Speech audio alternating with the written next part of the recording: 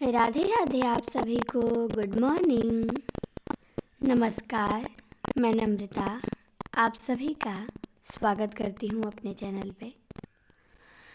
वासुदेव नंदन में हमने एकार्थक शब्द देखा था, अनेकार्थक शब्द देखा था और आज हमारा टॉपिक है युग्म शब्द।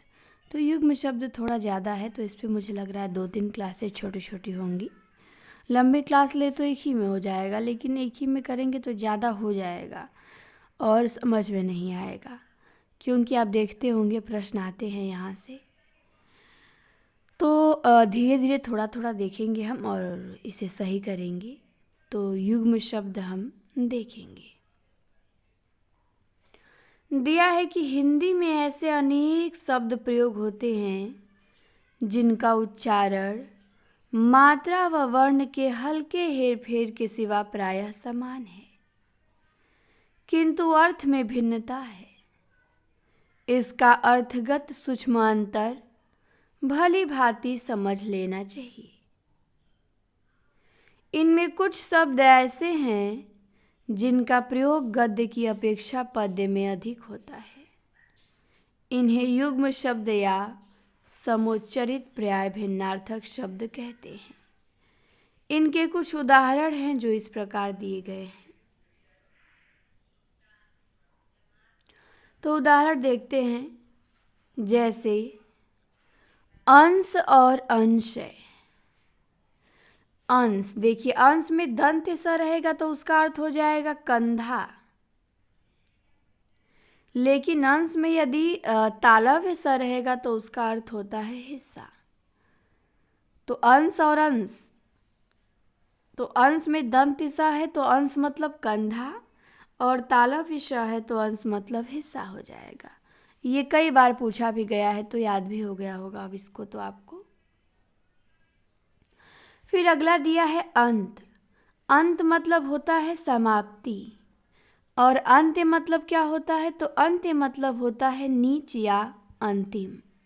अंत मतलब कि समाप्त हो गया और अंत्य, अंत्य मतलब नीच या अंतिम या कुछ भी पिछड़ा। तो अंत्य का मतलब ये होता है। इसके बाद है अंगना और अंगना। अंगना में चंद्र बिंदु लगा रहेगा तो उसका मतलब होगा आंगन, और यदि विसर्ग मात्रा लगी रहेगी अह की तो क्या होगा, अनुस्वार लगा रहेगा तो स्त्री हो जाएगा। तो अंगना में यदि चंद्र बिंदु है तो आंगन होगा, और यदि क्या है, अंगना में अनुस्वार लगा है, अंग की मात्रा लगी है तो उसका मतलब हो जाएगा स्त्री। तो अंगना स्त्री, अंगना आंगन। तो अंगना में भी चंद्र बिंदु लगा है, आंगन में भी चंद्र बिंदु लगा है। और ये आपके लिए बड़ा महत्वपूर्ण है, अंगना मतलब स्त्री भी होता है। ये आपसे कभी भी पूछा जा सकता है। इसके बाद है आपका अंबुज और अंबुधि।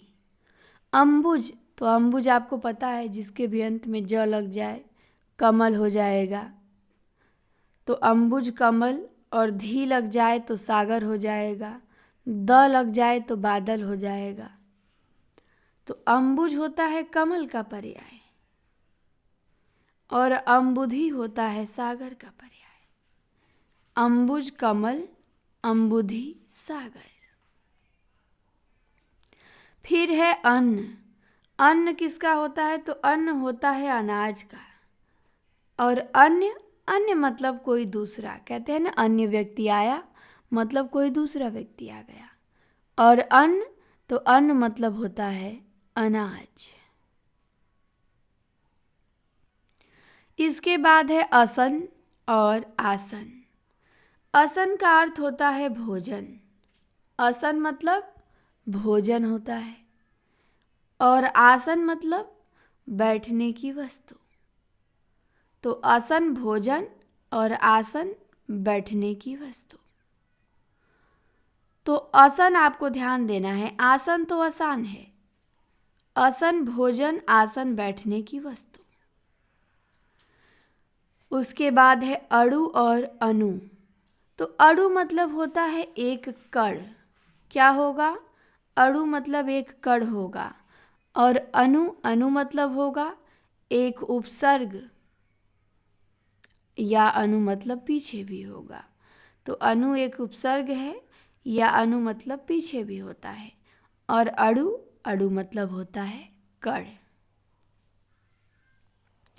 इसके बाद अनिल और अनल है, जो परंपरा से प्रश्न बनता आ रहा है।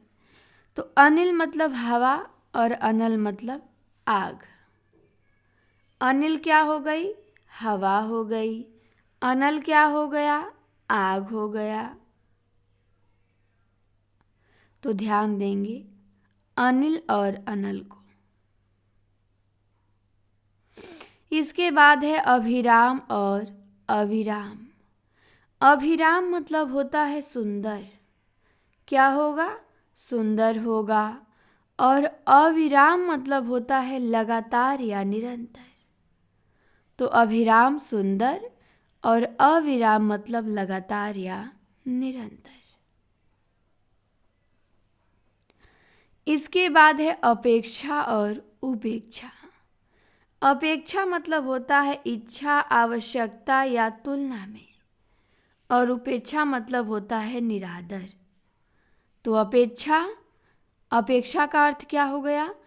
कि आवश्यकता है या उसकी तुलना में आप उसकी अपेक्षा बेहतर हैं।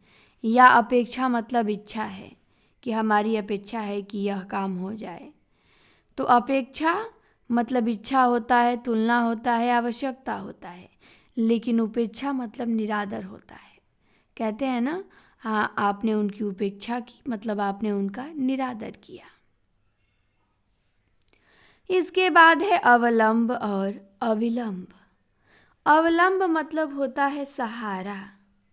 क्या हो जाएगा? तो अवलंब मतलब हो जाएगा सहारा। और अविलंब मतलब हो जाएगा शीघ्र। अवलंब सहारा, अविलंब शीघ्र हो जाएगा। कहते हैं ना, जल्दी करिए, अविलंब काम करिए, विलंब ना करिए काम में। विलंब मतलब देर होता है और अविलंब मतलब शीघ्र होता है। और अवलंब मतलब सहारा होता है। अवलंब सहारा, अविलंब शीघ्र। इसके बाद है अतुल। अतुल मतलब जिसकी तुलना न की जा सके। और अतल मतलब तलहीन। अतुल जिसकी तुलना न की जा सके, और अतल मतलब तलहीन, जिसका तल नहीं है उसे अतल कहते हैं, तल से हीन है। और अतुल तो पता ही है, जिसकी तुलना ही ना हो सके वो अतुल है। इसके बाद है अचर और अनुचर। अचर मतलब होगा न चलने वाला। क्या होगा? न चलने वाला। और अनुचर मतलब होगा दास या नौकर। तो अचर मतलब न चलने वाला और अनुचर मतलब दास या नौकर। तो अचर ध्यान देंगे और अनुचर भी ध्यान देंगे। अनुचर दास या नौकर है। फिर अशक्त है। अशक्त मतलब होगा असमर्थ या शक्तिहीन। क्या होगा अशक्त मतलब? असमर्थ होगा या शक्तिहीन होगा। और अशक्त मतलब क्या होगा? विरक्त हो जाएगा। तो अशक्त मतलब, यदि अशक्त में तालव्य स है तो उसका मतलब हो जाएगा असमर्थ या शक्तिहीन, मतलब शक्ति से हीन है वो। और यदि अशक्त में दंत्य स है तो उसका मतलब हो जाएगा विरक्त, वो विरक्त है। तो अशक्त में यदि तालव्य स है तो शक्तिहीन होगा, और यदि अशक्त में दंत्य स है तो विरक्त होगा।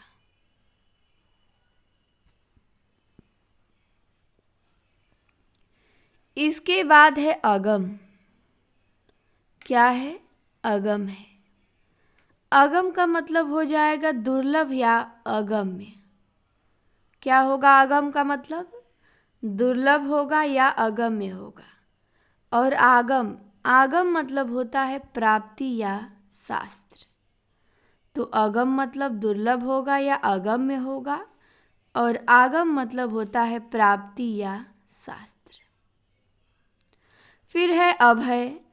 अभय मतलब हो जाएगा निर्भय, जिसे भय ही नहीं है वो अभय है। और उभय, उभय मतलब हो जाएगा दोनों, जैसे कहते हैं ना मेढक उभयचर है, उभयचर मतलब जल एवं स्थल दोनों में रह लेता है, तो उभय मतलब दोनों हो जाएगा। और अभय मतलब निर्भय हो जाएगा।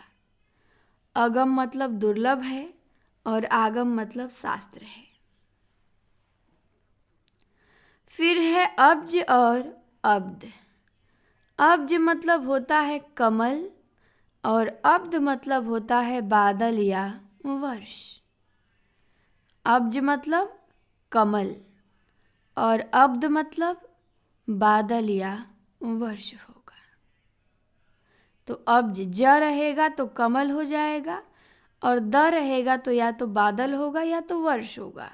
तो ये भी प्रश्न बन चुका है परीक्षा में, तो इसे भी ध्यान देंगे।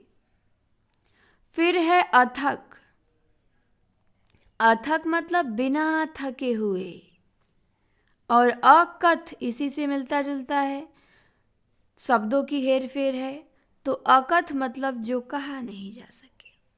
अथक बिना थके हुए और अकथ जो कहा नहीं जा सके।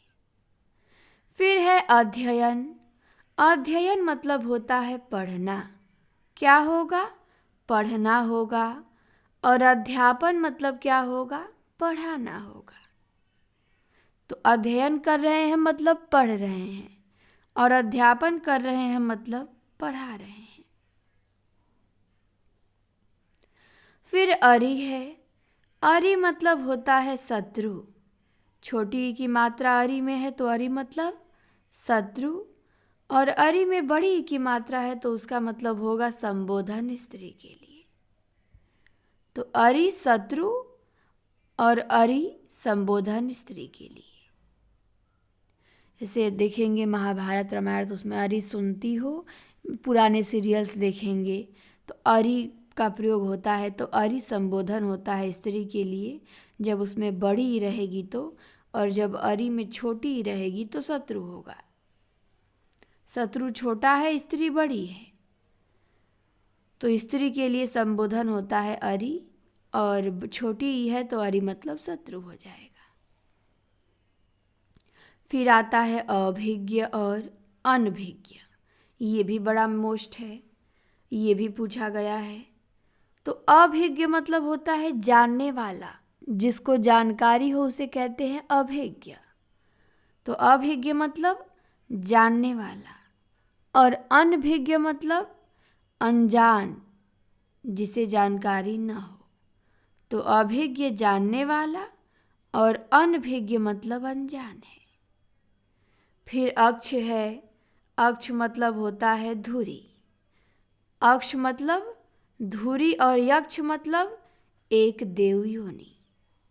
तो ध्यान देंगे, अक्ष धुरी है और यक्ष एक देव योनि है। फिर अली है। अली में छोटी की मात्रा है तो भौरा होगा, और अली में बड़ी की मात्रा है तो सखी होगा।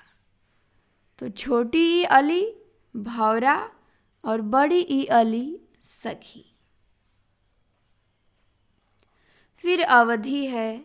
अवधि में छोटी ई होगा तो इसका मतलब होगा काल या समय। अवधि में यदि आप अवधि लिखते हैं और छोटी ई की मात्रा है तो उसका मतलब हो जाएगा समय। लेकिन अवधि लिख में बड़ी ई की मात्रा है तो उसका मतलब होता है अवध देश की भाषा, जो एक भाषा है अवधि। तो बड़ी ई की मात्रा वाली भाषा है और छोटी ई की मात्रा वाली अवधि समय है। कितनी अवधि में काम हो जाएगा, आगे देखिए। फिर है आदि। तो आदि मतलब होता है आरंभ या इत्यादि। आदि में छोटी ई की मात्रा है तो इसका मतलब क्या होगा? आरंभ होगा और इत्यादि होगा। लेकिन यदि आदि में बड़ी ई की मात्रा है तो इसका मतलब हो जाएगा अभ्यस्त या अधरक। दो अर्थ होता है आदि में बड़ी ई की मात्रा है तो, एक तो अभ्यस्त हो जाएगा मतलब इसका अभ्यस्त है वो, और एक हो जाएगा अदरक।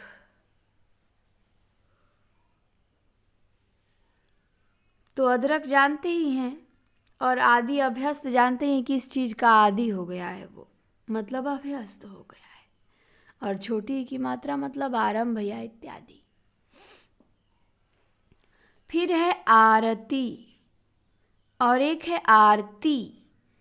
आरती में छोटी ई की मात्रा होती है तो इसका अर्थ होता है विरक्ति या दुख, और यदि बड़ी ई की मात्रा है तो इसका मतलब होगा धूप दिखाना। तो आरती में छोटी ई की मात्रा है तो विरक्ति या दुख होगा, और बड़ी ई की मात्रा है तो इसका अर्थ हो जाएगा धूप दिखाना। कहते हैं ना आरती कर रहे हैं, धूप दिखा रहे हैं। और छोटी ई की मात्रा आरती है तो वो क्या होगा, विरक्ति या दुख हो जाएगा। तो इस प्रकार हमारा ये पेज समाप्त होता है। अगले पेज पे देखेंगे तो हमने अंश अंश देखा। अंश मतलब कंधा, अंश मतलब हिस्सा, अंत समाप्ति, अंत्य नीच, अंगना आंगन, अंगना स्त्री, अंबुज कमल, अंबुधि सागर, अन्न अनाज, अन्य दूसरा, असन भोजन, आसन बैठने की वस्तु, अड़ु कर, अनु उपसर्ग, अनिल हवा, अनल आग, अभिराम सुंदर, अविराम लगातार, अपेक्षा इच्छा आवश्यकता तुलना, उपेक्षा निरादर, अवलंब सहारा, अविलंब शीघ्र, अतुल जिसकी तुलना न हो सके, अतल तलहीन, अचर न चलने वाला, अनुचर दास या नौकर, अशक्त मतलब असमर्थ शक्तिहीन, असक्त मतलब विरक्त, अगम दुर्लभ या अगम्य होगा, आगम मतलब प्राप्ति या शास्त्र होगा, अभय निर्भय उभय दोनों, अब्ज कमल अब्द बादल या वर्ष, अथक बिना थके हुए, अकथ जो कहा नहीं जा सके, अध्ययन पढ़ना, अध्यापन पढ़ाना, अरि शत्रु, अरि संबोधन स्त्री के लिए, अभिज्ञ जानने वाला, अनभिज्ञ अनजान, अक्ष धूरी और यक्ष एक देवयोनि है, अली भौरा, अली सखी, अवधि काल या समय, अवधि अवध देश की भाषा, आदि आरंभ या इत्यादि, और आदि मतलब अभ्यस्त या अदरक, आरती विरक्ति या दुख, और आरती धूप दिखाना। तो इस प्रकार हमारा पहला पेज समाप्त हुआ। अब आते हैं नेक्स्ट पेज पे, दूसरे पेज पे देखेंगे हम। दूसरा पेज पे दिया है आवास और आभास। तो आवास मतलब होता है वास स्थान, जहाँ हम निवास करते हैं, वो हमारा आवास होता है। तो आवास मतलब वास स्थान, और आभास मतलब झलक। हमें आभास हुआ तो आभास मतलब झलक होगा, और आवास मतलब वास स्थान होगा। फिर आकर है और आकार है। तो आकर का अर्थ हो जाएगा खान, और आकार का अर्थ हो जाएगा रूप या सूरत। तो आकर का मतलब खान है, और आकार का मतलब है रूप या सूरत।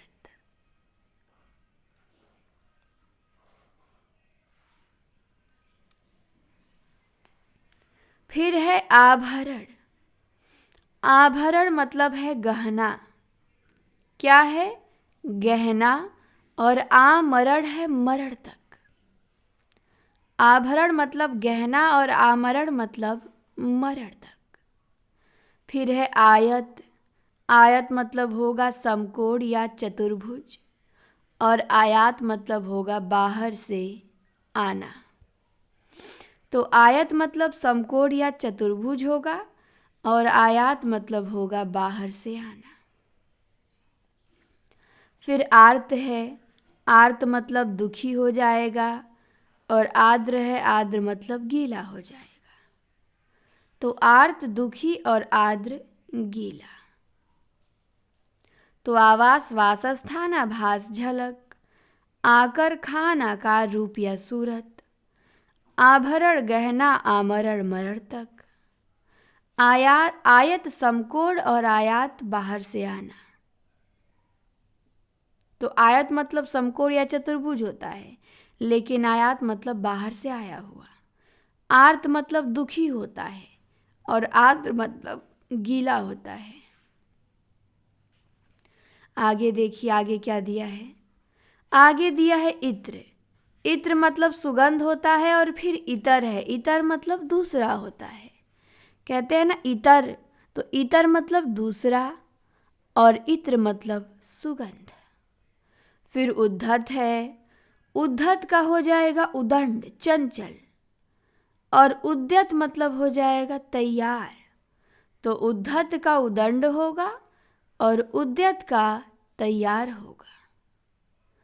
फिर उपकार है। उपकार का भलाई होगा और फिर अपकार है, अपकार का बुराई होगा। तो उपकार भलाई, अपकार बुराई। ऋत है। ऋत का सत्य होगा और ऋतु का मौसम होगा। ऋत का मोस्ट है, ऋत का पूछा गया है ऋत मतलब, तो ऋत का हो जाएगा सत्य और ऋतु का हो जाएगा मौसम। तो इत्र सुगंध, इतर दूसरा, उद्धत उदंड, उद्दत तैयार, उपकार भलाई, अपकार बुराई, ऋत सत्य, ऋतु मौसम। आगे देखिए, आगे है कुल। कुल मतलब होता है वंश। छोटा रहेगा यदि कुल में तो वंश हो जाएगा, और यदि कुल में बड़ा रहेगा तो किनारा हो जाएगा। तो कुल वंश और कुल मतलब किनारा। फिर कंगाल है, तो कंगाल मतलब गरीब हो जाएगा, और कंकाल, कंकाल मतलब ठठरी। तो कुल वंश, कुल किनारा, कंगाल गरीब, कंकाल ठठरी। फिर कर्म है। कर्म मतलब होगा कार्य, और क्रम है। क्रम मतलब होगा सिलसिला। तो कर्म मतलब कार्य है और क्रम मतलब सिलसिला है। फिर है कृति। कृति मतलब होता है रचना। क्या होगा? रचना होगा। और कृति, कृति मतलब होगा निपुण या पुण्यात्मा। तो कृति रचना और कृति निपुण या पुण्यात्मा। फिर है कृति, तो कृति मतलब हो जाएगा मृगचर्म। कृति त पे छोटी ई हो और द्वित हो। ऊपर भी कृति है तो उसका मतलब रचना है, लेकिन उसमें द्वित नहीं है। लेकिन जब कृति में द्वित हो जाएगा, कृति हो जाएगा, तो उसका अर्थ हो जाएगा मृगचर्म, अर्थ बदल जाएगा। और कीर्ति, कीर्ति मतलब तो जानते ही हैं यश होगा। क्या होगा? यश। फिर है कृत। कृत मतलब होता है किया हुआ। कृत मतलब किया हुआ, और कृत, कृत मतलब खरीदा हुआ। तो कृत किया हुआ और कृत खरीदा हुआ। फिर है क्रांति। क्रांति मतलब होगा उलट फेर। क्या होगा क्रांति मतलब? उलट फेर। और क्लांति है। क्लांति मतलब, तो क्लांति मतलब हो जाएगा थकावट। तो क्रांति उलट फेर और क्लांति थकावट। फिर कांति है, तो कांति मतलब होगा चमक या चांदनी। अब देखते हैं कली। कली में छोटी ई है और एक कली बड़ी ई है। कली और कली, तो कली मतलब होता है अधखिला फूल। कली में बड़ी ई की मात्रा है तो क्या हो जाएगा? अधखिला फूल हो जाएगा, जो अभी आधा ही खिला हुआ है। और कली, अधखिला फूल हो गया, और कली, कली में छोटी ई है तो उसका मतलब होगा कलयुग। कलयुग में भी छोटी ई है तो कलयुग को ही कली कहते हैं शॉर्टकट में, और अधखिला फूल को कली, बड़ी होगा। फिर है कृपाण और कृपण। कृपाण मतलब होता है कटार। कृपाण मतलब कटार होगा, और कृपण, कृपण मतलब होगा कंजूस। तो कृपाण मतलब कटार और कृपण मतलब कंजूस। तो ये भी महत्वपूर्ण है आपके लिए बहुत। कृपाण भी और कृपण भी मोस्ट है, ये बन सकता है प्रश्न यहाँ से। तो कृपाण कटार है और कृपण कंजूस है। फिर है करण। तो करण तो सबसे पहले एक कारक है, फिर इंद्रियों को कहते हैं करण। और कर्ण तो कान है और एक नाम भी है। तो करण एक कारक है और इंद्रियां, और कर्ण कान है और एक नाम भी है। फिर आता है कुंडल और कुंतल, ये भी प्रश्न बन चुका है। तो कुंडल मतलब होता है कान का आभूषण। कुंडल क्या होता है? गोल गोल मोटा मोटा होता है, वो कान का एक क्या है? आभूषण है। और कुंतल, कुंतल क्या है? तो कुंतल है सिर के बाल। तो कुंतल सिर के बाल है और कुंडल कान का एक आभूषण है।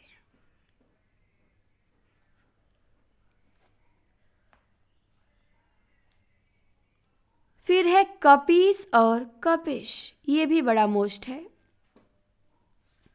तो कपीस, कपीस में यदि बड़ी की मात्रा है तो हनुमान या सुग्रीव होगा, ध्यान देंगे।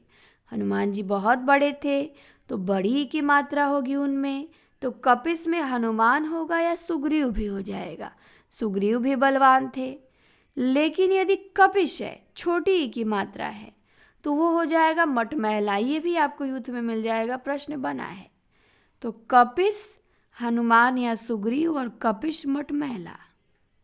फिर है कपी, कपी मतलब होगा घिरनी और कपी मतलब हो जाएगा बंदर। तो कपी में बड़ी की मात्रा है तो घिरनी होगा और छोटी की मात्रा है तो बंदर हो जाएगा। कपी में छोटी की मात्रा है तो बंदर, और कपीस में बड़ी की मात्रा है तो हनुमान, और कपी में बड़ी की मात्रा है तो घिरनी। तो इसको आप लोग ध्यान दें, कपिश, कपिश और कपी, कपी। इसके बाद आता है कीला और किला। तो कीला में बड़ी की मात्रा है तो मतलब हो जाएगा बड़ी खूंटी या जाते का खूंटा। जाता होगा या चाक होगा आपके घर, तो ऊपर इसमें एक खूंटा लगाया जाता है जिसको पकड़ के चलाया जाता है, तो उसे हम कीला बोलते हैं, कीला ठोक दो। और एक किला होता है आगरा का किला। तो किला मतलब गढ़, गढ़ छोटी की मात्रा है तो गढ़ हो जाएगा। उसके बाद है कूट और कुट। कूट में बड़ा ऊ की मात्रा है तो हो जाएगा पहाड़ की चोटी या दफ्ती। क्या हो जाएगा? यदि कूट में बड़ा ऊ की मात्रा है तो पहाड़ की चोटी होगा या दफ्ती होगा, और यदि कूट में छोटा ऊ है तो किला होगा या घर होगा। फिर है करकट। करकट मतलब होता है कूड़ा।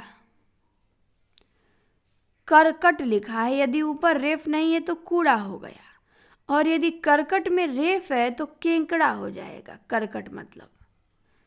तो करकट कूड़ा और करकट केंकड़ा। फिर है कटिबद्ध और कटिबंध।